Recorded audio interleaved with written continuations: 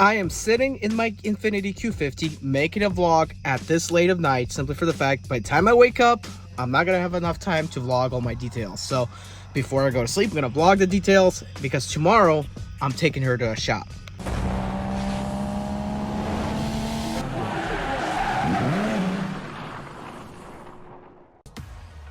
Welcome everyone, and today I'm sitting in my Infiniti Q50. Let's rush over the details. So if you remember, I was driving her home in my last video on the Q50 project. I failed to mention that I could barely see where I was driving. Basically, the headlights were pointed down. You could see with high beams, but with low beams, it's just so up close you could barely see where you're going. You're not seeing far enough.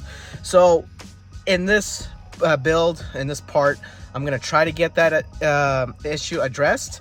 And also, if you were watching when I was driving, I'm not going to turn on the car now, but on the dash, I still had the brake light on. Even though I fixed the parking brake cable, the brake light was on. Now I was wondering, maybe I'm low on brake fluid, but that is not the case. This right here is the brake fluid. As you can see, it's to the top. So, looks like I'm going to have to be messing around with this pedal and find the sensor, see what's wrong, and see if I can get it to basically deactivate. Also, I thought I overfilled my car with oil when I did my oil change and installed the oil cooler kit, but that turns out to be not the case. I didn't really overfill her that much at all. She is right at a little bit above the height level, as you can see there. So maybe I overfilled her by half a quart.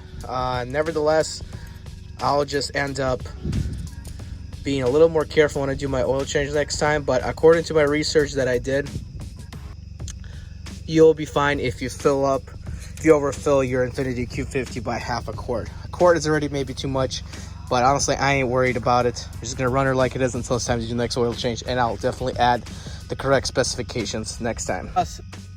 But as of right now, I am going to sleep because tomorrow she's going to AMCO Transmissions, and along the drive there, I'm going to tell you why I'm going to have to change her. I mean, change the transmission fluid, not change her. Change the transmission fluid. Anyway, time to go to sleep. I'm tired. So just got off a Napa Auto Parts, and I not only did I buy windshield wipers, I also bought battery for my key, and whenever I lock it, this is what it makes. That's because I got a custom horn on there. So so in the morning, just went to Napa, got brand new windshield wipers, and I got a battery for my key. So now I'm keyless entry. Driving to AMCO Transmissions, you get a transmission flush done. It's a must on these Infiniti 75,000. I think they need to be done every 50,000 in my opinion. So this transmission flush is long needed. And the fact when I was installing the radiator or the cooler, that is also a transmission cooler, part radiator, part transmission cooler. It's called a heat exchanger, I guess. The tubes I left down when I was fixing the car, so some of the transmission fluid actually leaked out, and since the heat exchanger is empty, there's gonna be some transmission fluid missing. So I decided I'm gonna take it to AMCO, get her done properly, so that there ain't nothing wrong with the transmission. Now, the person that was transporting this car to the paint shop, they said that they experienced, whenever they were coming to a complete stop, they were experiencing like the car lagged to shift and then abruptly shift rough. Me personally, I think they felt turbo lag because this car is twin turbo. And why I think they thought it was a transmission is because there's turbo lag, and they have never driven a car with turbos like that have such a huge turbo lag. So I think that's what happened. They just experienced turbo lag, and I have nothing to worry about because she shifts fine for me. I have absolutely no issues. All right, left her at AMCO Transmissions. Now it's time to wait until they get her done. So that's pretty cool. I never knew this was gonna happen, especially the fact how far away I live from the ocean.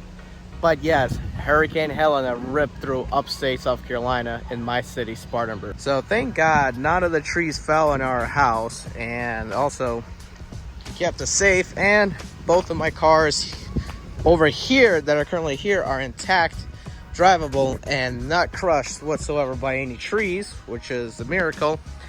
And I have to still check on my Infiniti anyways.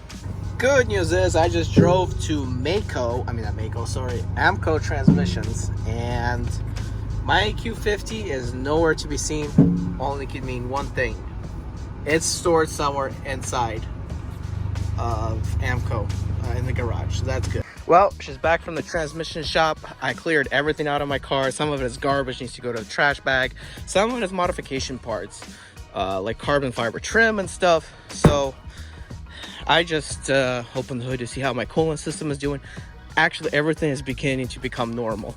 I just topped off my intercooler coolant reservoir because it was, I don't know if you could tell, but it wasn't at max. There's a max and there's a minimum. Right now, it's at over the minimum. It's at the max down there, but it was between minimum and max. Just top it up just in case. This right here is staying exactly at max. No issues there. So I think we're good to go. I don't think I'm gonna be adding any more coolant, but still I'm gonna keep an eye on it. If anything, it's using a little coolant, but just a tiny bit. But I think it's because after adding all the new lines, new radiators and stuff, it just finally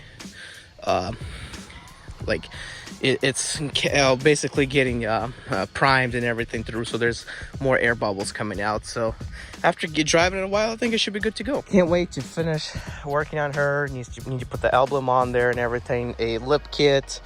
I mean, there's a whole bunch of mods yet to add to her. Next mod will be me putting wheels, and I need new tires as well. So cleared out the back. These are the lug nuts. They supposedly will fit. I'm not 100% sure. So if they fit, that's good. Then I'll put them on. But if not, I'll use the original chrome that's on my original wheels. But I cleared the whole area because I'm gonna put the wheels in here. And no, I am not gonna tell you. I might give you a sneak peek. I'm not sure. I don't think I want to show you what the wheels are on until I put new wheels on here. But transmission shop Amco gave me a deal, and they said my transmission was good to go. Had a flush, so now she's healthy. So my wheels did come with a hubcap that actually screws on. So I'm gonna screw those on for the tire shop guys. Well, time to get this day started. That's where the wheels at, in the back. I'm excited to put them on. Got to put brand new tires. Only thing I'm not excited about is my paycheck. That absolutely sucks. But letting her warm up for a little bit, and then we can go. So as of right now, I am at NTB Tire and Service Centers. Why? I'll tell you why. Discount Tire Center, about 3 miles down the street, is still without power. Yes, the hurricane did hit us, and we're still without power in certain areas. There you have it, folks. She's out of the shop. These midnight blue wheels look great on my Q50. It looks like they fit perfectly. My stock wheels look like the wheel was always on the inside. This is just absolutely done perfect. I love how the car came out with the midnight blues on her. She does look a lot better now. I don't know what happened, but my brake warning light that was on here went away after I took it to the tire shop. So I guess I don't need to be fixing. The only thing I have is an airbag light on, which I'll fix later. No check engine lights, no airbag light on. I mean, no lights on other than that. That is pretty good.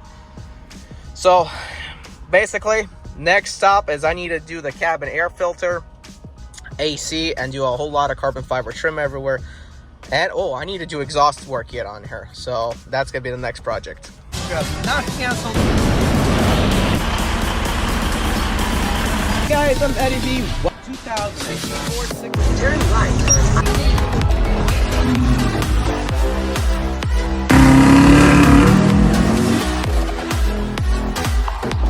This particular package,